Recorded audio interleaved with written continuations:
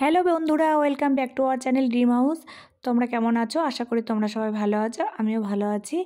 দেখো, চলে এসেছি আজকে নতুন একটা রেসিপি নিয়ে। আজকে বানাবো কড়াইশুঁটির কচুরি।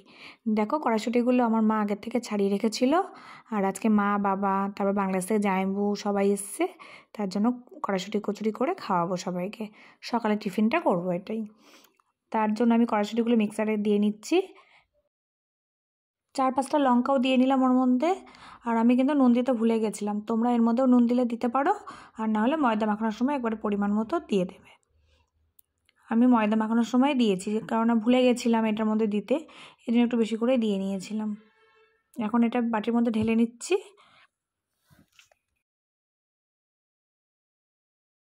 এখন ময়দাটা মাখাবো, তার জন্য ময়াম দেবো, দিয়ে ময়দাটা মাখাবো। এর মধ্যে নুন, চিনি আর তেল দিয়ে নিচ্ছি। তেল দিয়ে ভালো করে ময়াম করে তারপরে আমি এটাকে মাখিয়ে নেব। আর এখানে ময়দার পরিমাণ আছে 700-750 মতো ময়দা আছে, কারণ আজকে অনেকগুলো লোক যেহেতু এতটা ময়দা লাগবে। ময়দাটা ময়াম দেওয়ার মধ্যে কিন্তু একটা ব্যাপার থাকে, লুচি করো আর কচুরি, নাহলে কচুরিটা কিন্তু ভালো খাস্তা হবে না। আমার এটা ময়াম দেওয়া হয়ে গেছে। এখন এর মধ্যে আমি কড়াইশুঁটি বাটাটা দিয়ে দিচ্ছি। এখন এটা দিয়ে মাখাবো এটা ময়দাটা। আর ময়দার পরিমাণটা যেহেতু বেশি ছিল, আর আমার জায়গাটা নেওয়া হয়ে গেছিলো ছোটো, ভালো হচ্ছিল না মাখানো, তার কিছুটা গামলায় উঠিয়ে রাখলাম, তাও আমি ভালো পারছি না মাখাতে। তারপর মাকে বললাম, মা তুমি একটু ভালো করে মাখিয়ে দাও। মাখিয়ে দিয়েছে মা।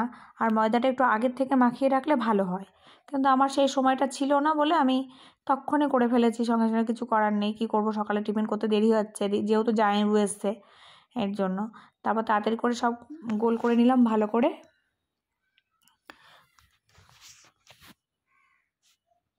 ময়দাটা একটু আগে থেকে মাখিয়ে রাখলে চিনিগুলো গলে যায়, ভালো হয়। আর লুচি হোক, কচুরি হোক, যাই হোক, ভালো হয় সেই জিনিসটা।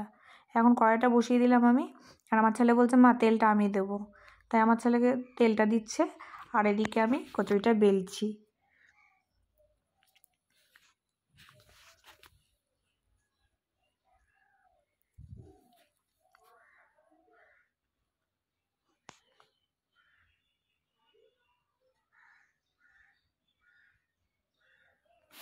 কচুরিটা বেলতে বেলতে এদিকে আমার তেলটা গরম হয়ে গেছে, এখন দিয়ে দেবো তেলের মধ্যে।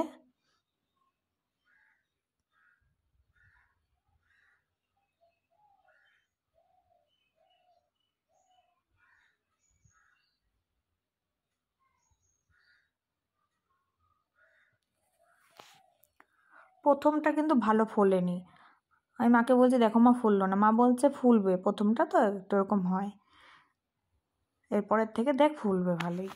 তারপরেরগুলো ভালোই ফুলেছিল। কোনো কিছু করতে গেলে সেটা যদি ভালো না হয় না, ভালো লাগে না দেখবা মনটা। আর যদি লুচি, কচুরি এগুলো যদি ভালো ফোলে, তখন করতেও ইচ্ছা করে। পিঠে করতে গেলে পিঠে যদি ভালো না হয়, তখন করতে ইচ্ছা করে না, দূর রাগ হয়, করবোই না। আর ভালো হলে মনে হয় কি না করি।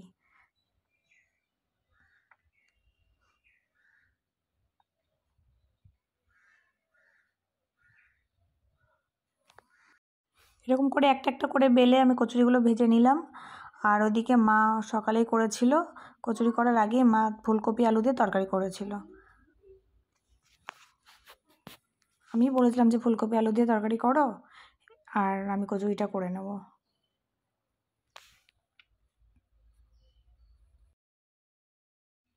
এরপর থেকে দেখো কচুরিগুলো কিন্তু ভালোই ফুলছে।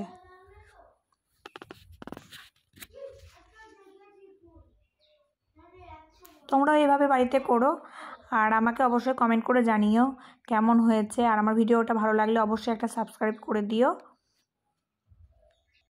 এখন অনেকগুলো কচুরি করা বাকি, যাই হোক আগে জামাইবাবুকে তো দিয়ে নিই, তার জন্য জামাইবাবু খাবারটা রেডি করে জামাইবাবুকে আগে খেতে দিয়ে নিই, আর তারপরে আস্তে আস্তে বাকিগুলো ভেজে সবাই খাবো। যাই হোক, আজকের মতো এই ভিডিওটা এই পর্যন্তই। দেখা হচ্ছে পরের ভিডিওতে। ওকে বাই, সবাই ভালো থেকো। আর যারা এখনও সাবস্ক্রাইবটা করোনি, প্লিজ প্লিজ করে দিও। আর সবাই ভালো থেকো।